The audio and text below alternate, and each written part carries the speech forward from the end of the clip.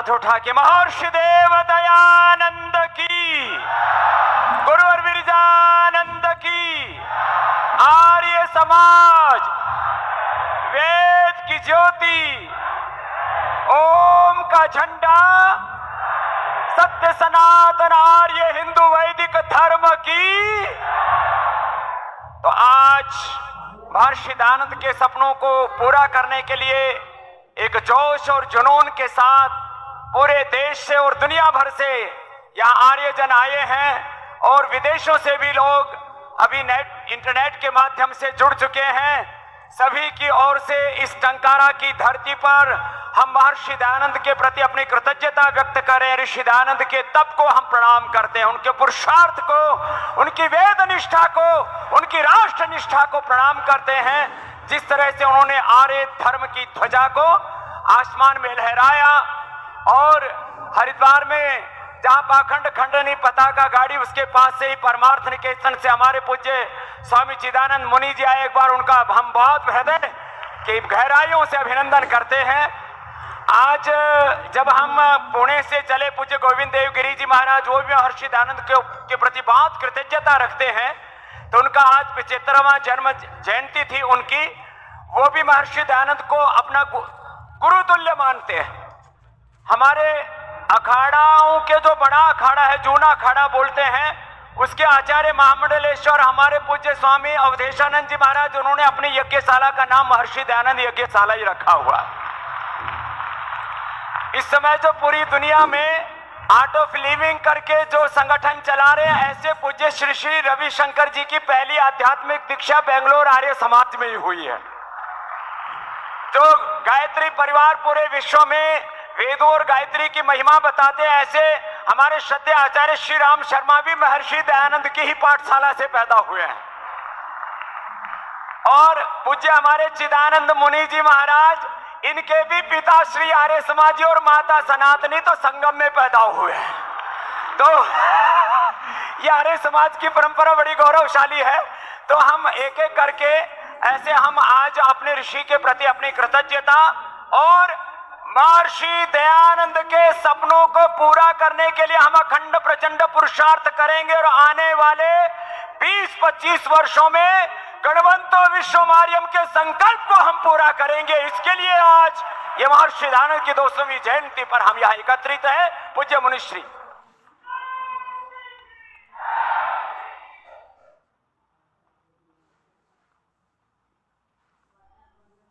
भारत माता की, भारत माता की, वंदे वंदे। महर्षि स्वामी दयानंद जी महाराज की, आर्य समाज की, आर्य समाज, आर्य समाज, आर्य समाज। मुझे आज बड़ी प्रसन्नता है। 200 वर्ष कोई ज्यादा नहीं होते, लेकिन हमने उन्हें ज्यादा बना दिया।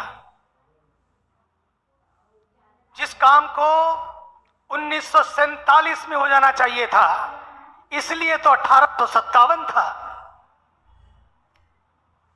लेकिन हम 1857 को भी भूले और 1947 जिसलिए हमें प्राप्त हुआ था उसको भी भूले। लेकिन एक ऐसे महर्षि, अभी हमारे सुरेंद्र जी बड़ी प्यारी बात कर रहे थे।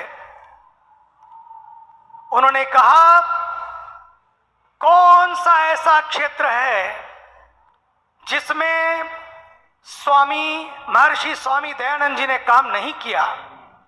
कुछ भी नहीं छोड़ा, जो कुछ था। हमारे यहाँ कहते हैं कि जो महाभारत में नहीं वो अन्यत्र नहीं, जो अन्यत्र है वो महाभारत में है। लेकिन महाभारत और रामायण के जीने वाले और जानने वाले इस समाज में बाद के काल में, मैं उस ओर नहीं जाना चाहूंगा, लेकिन कुछ कुरीतियां आई। उन कुरीतियों के खिलाफ, ये सनातन के खिलाफ नहीं था, बल्कि कुरीतियों के खिलाफ था। और उन कुरीतियों के खिलाफ उन्होंने आवाज बुलंद की और उस बुलंद आवाज को समाज ने सुना और फिर उनको चुना। कुछ नई बुनने की तैयारी हुई और उसी में उन्होंने सत्यार्थ प्रकाश को दिया, जो सत्य के अर्थ को प्रकाशित कर रहा है।